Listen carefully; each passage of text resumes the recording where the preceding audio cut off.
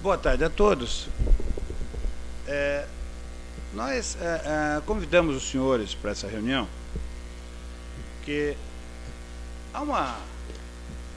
claro que às vezes há uma crítica generalizada, há uma reclamação generalizada a respeito do PJE, coisa e tal, mas nós temos instâncias adequadas cuidando disso, para melhorar o sistema, para fazer com que o sistema atenda cada vez de maneira melhor as nossas necessidades, coisa e tal.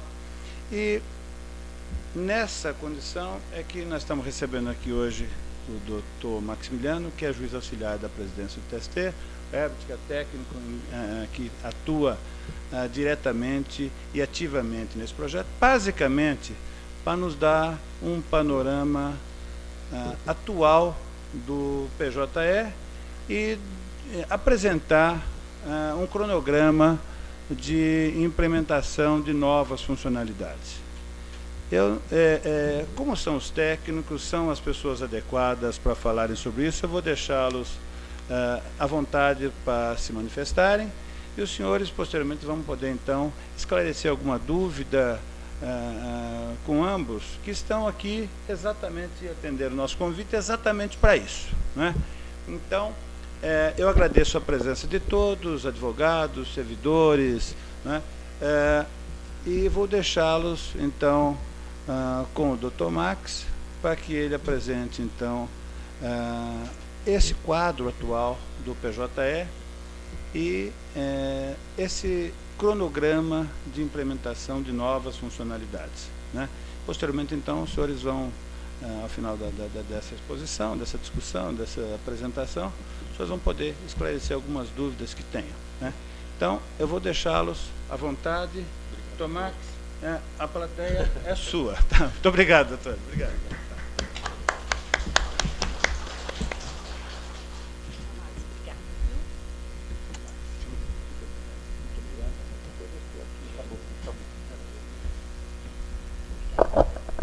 Bom dia a todos. Obrigado, presidente. Quero agradecer a presença de todos que estão aqui hoje, especialmente também da OAB. MPT também já está presente, não sei. Colegas. E agradecer pela receptividade do TRT da 2ª Região. Nós tivemos uma pequena reunião a portas fechadas com o Dr. Wilson, mas nada que foi dito ali não pode ser dito aqui fora. E principalmente a visão que o CSJT tem, e especialmente na gestão do ministro Ives desde o ano passado, no sentido de que nós devemos nos espelhar no Tribunal de São Paulo quando se fala de PJE. Se o PJE está rodando bem aqui, ele funciona bem no Brasil inteiro. Então a gente procura cuidar disso para que as coisas funcionem bem aqui, embora a gente saiba uma série de problemas, uma série de situações que está longe de ser o agradável ou aquilo que seria o ideal. De qualquer modo, nós temos trabalhado com bastante afinco nesse sentido.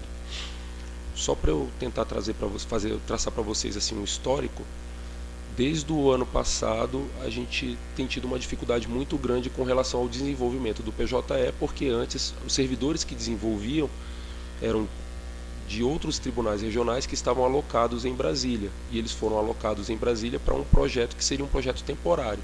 É óbvio que esse projeto temporário se estendeu no tempo, e aí a controladoria, tanto interna quanto externa, corretamente determinou a devolução desses servidores. Então, a solução que nós encontramos foi de trabalhar com o desenvolvimento remoto do PJE, e isso eu acho excelente, porque o PJE é uma ferramenta de todos os cidadãos brasileiros. Então, quem quiser desenvolver o PJE, lógico, aí a gente tem uma série de questões de segurança por trás que não vale a pena eu comentar aqui, em tese pode desenvolver, e especialmente os atores que trabalham diretamente nele, que são os tribunais, e a OAB e o MPT. No caso da OAB, eu vou falar advocacia privada e pública também. No ano passado, nós conseguimos, então, num processo de formação de equipe de desenvolvimento remoto, assinar 24 acordo de cooperação técnica para desenvolvimento remoto do PJE. São 23 regionais, 22 tribunais regionais, o TST também, porque a partir do dia 6 de março o TST entra finalmente de cabeça no PJE dentro do TST, né? Primeiro com distribuição de processos na presidência e um projeto de desenvolvimento do PJE dentro do TST, dentro dos órgãos jurisdicionais até o final do ano. Então, até o dia 19 de dezembro, todos os órgãos jurisdicionais do TST trabalharão com o PJE. Isso é excelente, porque se o TST entra de cabeça, ele vai se focar completamente no PJE e a gente começa a olhar o PJE e até mesmo não falamos tanto em processo judicial eletrônico e mais num conceito de virtualização da justiça, de justiça eletrônica, esse conceito mesmo, entraríamos de cabeça ainda esse ano. A Advocacia Pública, por meio da PGFN, também assinou um acordo de cooperação técnica para desenvolver o PJE. O MPT, com muita felicidade, nos deu notícia na semana retrasada de que vai aderir também ao desenvolvimento remoto. E a última visita que nós tivemos aqui, a gente teve uma sinalização da OAB de que poderíamos chegar a um acordo. E a gente ainda não conseguiu encontrar um modelo ideal, porém seguimos negociando. Afinal de contas, se a advocacia é essencial à administração da justiça, nada mais justo de que eles também deem a sua parcela de contribuição nesse sentido. Pois bem, isso tudo para dizer aos senhores que se nós estávamos claudicando no ano passado, agora a gente tem equipe para desenvolver melhor o PJE e a gente começa a azeitar essas equipes.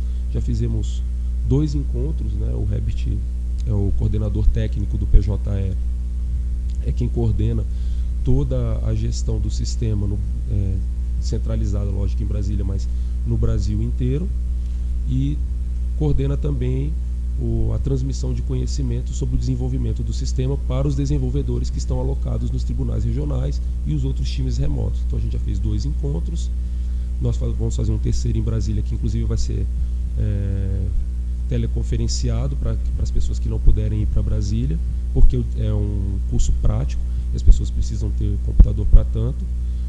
Mas já temos equipes trabalhando firme, especialmente TRT da 9ª região, 16ª região, 1ª região, 4ª região, que também é muito forte no desenvolvimento, que tem nos ajudado. Hoje nós contamos, acho que com 50 servidores, né, na CTPJE, sendo 20 desenvolvedores, não, acho que não chega a 20 desenvolvedores, 18 desenvolvedores. Então, assim, 18 pessoas para cuidar do PJE no Brasil inteiro, era o que nós tínhamos. Então, assim, dá para entender por que o sistema não é o ideal. E agora que a gente está começando a trabalhar um pouco melhor isso. De boas notícias. Para o TRT da 2ª região, é um exemplo a infraestrutura que vocês têm aqui. Tanto é que a gente tem um guia de infraestrutura recomendada. A infraestrutura, as máquinas, né, a potência das máquinas, a forma de calibragem de cada uma delas, como que o sistema de cabeamento passa, como que essa comunicação é feita com os órgãos jurisdicionais. Antigamente a gente se espelhava no TRT da 1ª região, mas o TRT da 2ª região já está num nível tão alto que a gente considera inclusive que é fora da curva. É claro que continuaremos tendo problemas sempre, porque primeiro, o sistema evolui, as demandas aumentam. Segundo, porque se o sistema fica melhor e mais rápido, nós passamos a ter mais usuários. E tendo mais usuários, isso vai impactar o sistema em termos de demanda. Então a gente tenta encontrar uma solução de tal maneira que o desempenho seja maior e a evolução desse desempenho seja mais rápida do que é a demanda do PJE, a quantidade de acessos, para que a gente não entre numa curva de declive, sim, a gente permaneça num aclive. Para esse ano, nosso foco também, como a gente tem apenas 2 anos, é sempre pegar aquilo que é de mais importante, mais premente, que a gente consegue resolver em 2 anos, que vai trazer um resultado sensível para todos os usuários, principalmente focando bastante o usuário interno, os servidores e os magistrados, mas sem esquecer o usuário externo, numa conversa muito forte que nós temos, especialmente com o CNJ, para a utilização do gabinete digital. Escritório digital, perdão. O escritório digital, para a OAB é um formato bem parecido com o que o MPT tem hoje, né? Que é o MPT digital. Aqui na segunda região os colegas já utilizam, não? O MPT digital? Vocês não acessam o PJE diretamente, vocês acessam o próprio sistema do MPT para se comunicar. Para a OAB, a gente entende que o melhor caminho também é esse, de ter o escritório digital, que foi desenvolvido pelo CNJ. Infelizmente, o CNJ ficou 5 meses sem um juiz auxiliar lá e a gente não tinha como se comunicar. Lá as coisas funcionam dessa maneira. A gente não tinha como se comunicar com alguém de TI para resolver a questão do escritório digital, e a gente tem a previsão de que até o meio do ano o escritório digital já esteja completamente funcional no PJE, na Justiça do Trabalho. Então, os advogados poderiam se relacionar com o PJE por meio desse escritório digital a partir do meio do ano. Aí, para os usuários internos, o que a gente tem procurado fazer é trabalhar melhor a usabilidade, sem comprometer a performance do sistema. Que esse é um balanço, um sistema de freios e contrapesos, se eu posso fazer essa comparação, que nós precisamos nos olhar muito, porque se a gente vai ter um mecanismo de usabilidade que é muito bom, mas se ele vai trazer uma perda de performance gigantesca, no final das contas a gente não trouxe ganho para o usuário, embora aquela ferramenta seja maravilhosa. Então, coisas que foram entregues no PJE e que às vezes dão uma sensação de usabilidade excelente, de certa forma hoje a gente precisa olhar um pouquinho para trás. Por exemplo, a remessa de processos do primeiro grau para o segundo grau, que é feita online. Quando o processo era físico, não era online, levava, 2 dias, 3 dias. Será que a gente não pode fazer isso offline, de um dia para o outro, e faz a remessa na madrugada? A gente vai ter um ganho no sistema, não perde tanto em termos de usabilidade e a gente vai trazer uma performance melhor, porque o trâmite de documentos dentro do PJE não sendo online, melhora a usabilidade das pessoas que naquele momento precisam trabalhar com coisas que são online. São pequenas premissas que a gente pensa e vem trabalhando para tentar trazer ganho para os senhores. No ano passado, a gente tentou olhar muito para o magistrado, tanto na gestão da vara, com duas ferramentas que já existem dentro do PJE, que é um sistema que se chama SICOND e um outro sistema que se chama SAO, S-A-O, que os magistrados podem fazer melhor a gestão da vara por meio de gráficos. O SICOND ele não é tão intuitivo, mas o SAO é super intuitivo. Então você apenas diz lá: quero ver a quantidade de processos que estão há mais de 30 dias pendentes de julgamento, e ele vai trazer para você a lista. Ou quero ver a quantidade de processos que estão pendentes, eu quero ver qual é o prazo médio da sentença, ou quero saber qual é o prazo médio da conclusão da secretaria para mim. Isso é muito fácil de se ver. Já está disponível. Para os servidores, a gente mexeu em toda a parte de preparação do ato de comunicação. Vendo o César ali, tudo bem, César? Nós temos 2 servidores, foi bom ter te visto para eu lembrar disso. A gente tem gente de São Paulo trabalhando em Brasília para dizer como que a gente pode melhorar o PJE. O César, que está aqui, que representa os oficiais de justiça, para tentar melhorar as centrais de mandados e a comunicação das varas com as centrais de mandados, e o Sérgio Stanquevicius, que eu não estou vendo agora, mas que é... Tudo bem, Sérgio? Como vai? Que é secretário de turma, para tentar melhorar também o PJE para o segundo grau, que é uma preocupação que nós temos tido a partir de agora. O PJE sempre foi voltado para o primeiro grau, independente das dificuldades que nós tenhamos. E no ano passado, nós tentamos nos voltar muito para o primeiro grau. Por exemplo, aumentar a quantidade de processos assinados em lote, que são 10, mas que se num estudo feito com a TI achar por bem que podemos aumentar para 15, 20, então numa decisão em conjunto com a presidência, se acerte que a quantidade de processos assinados em lote vai passar a ser 20, 30, 50, 100, isso já pode ser implementado no PJE. Uma coisa que a gente chegou a fazer, inclusive, uma pesquisa com os colegas para tentar entender quais eram as coisas mais prementes a ser alteradas no PJE. Veio de tudo até vamos extinguir o PJE. Mas aí a extinção do PJE, a resolução 185 do CNJ não nos permite. Então vamos viver com esse monstro e vamos fazer dele um gatinho.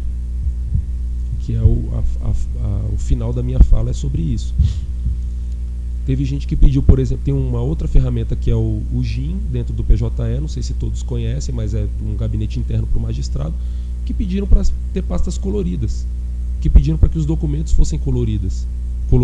Então, assim, os documentos do reclamante passam a ser verde, os do reclamado passam a ser azul, e o magistrado tem uma visualização melhor disso. A gente fez, tá lá. Em termos de usabilidade, para mim, isso não traz ganho nenhum. Mas se os colegas, que são os usuários, disseram que é isso que eles querem, a gente já entregou.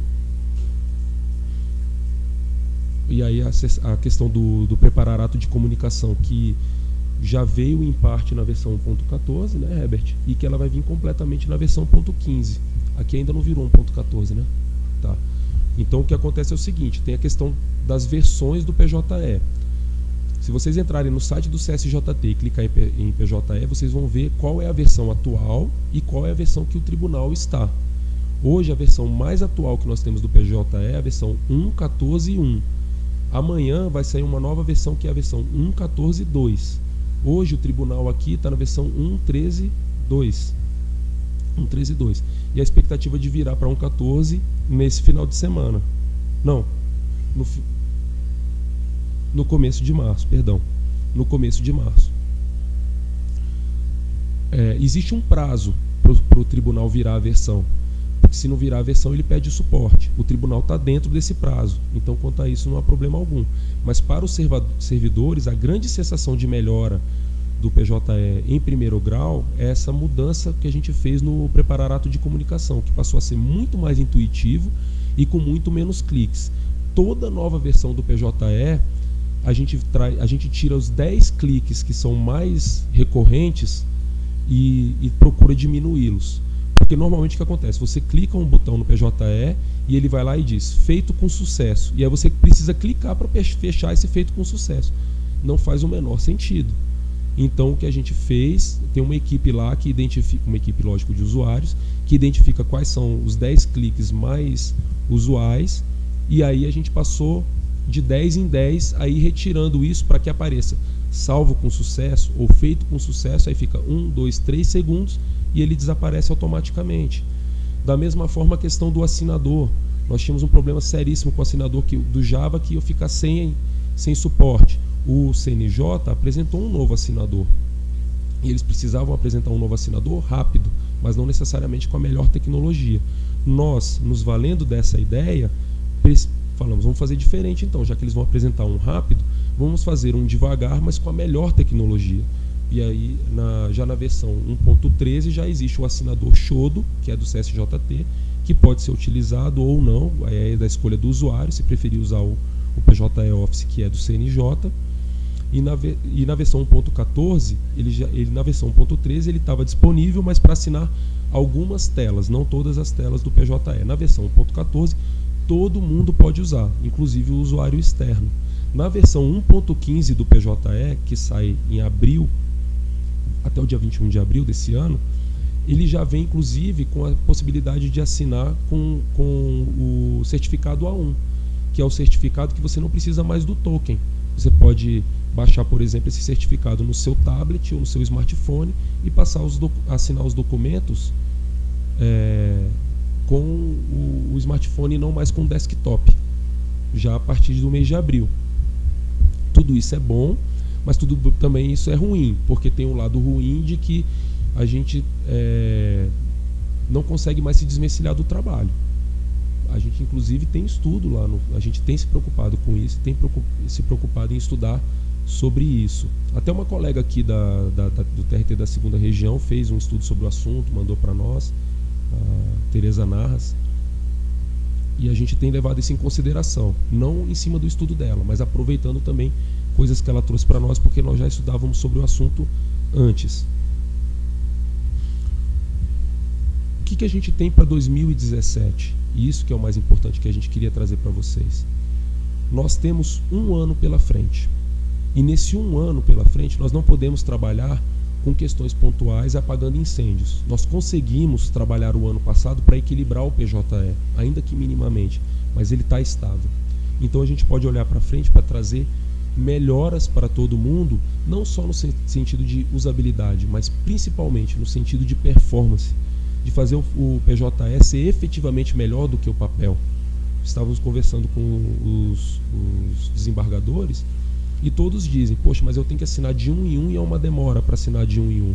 Eu prefiro o papel porque o papel é mais rápido a minha assinatura. Concordamos plenamente com isso. Então nós temos 3 versões de PJE que vão ser lançadas esse ano. Uma versão que é a versão 1.15, que sai até o dia 21 de abril. Uma versão que é a versão 1.16, que sai na última semana de julho, salvo engano até o dia 28 de julho. E uma última versão, que é a versão que vai sair entre o dia 28 de novembro e o dia 1º de dezembro, que ela não é mais um. Agora ela vai passar a ser um novo PJE, uma nova arquitetura de PJE, um PJE 2.0, como o CNJ chama. No ano passado, nós fizemos um estudo de ganho de performance em cima dele, para saber, e a gente assinou, lógico, um acordo de cooperação técnica com o CNJ para poder migrar para essa nova arquitetura. E nós já tivemos uma resposta da nossa equipe de ganho de até 50% em termos de performance, na velocidade dos cliques. Então, se algo que levava 3 segundos passa a levar hoje 1,5 segundo. E o tempo de resposta que a gente utiliza para saber se está bom ou não, aí me socorre aqui, Herbert, 5 segundos. 5 segundos. Então, para a gente, se o PJE leva até 5 segundos para dar um tempo de resposta, a gente acha que ele está funcionando bem. Se superar 5 segundos, não está legal. Então, a gente procura trabalhar em cima disso.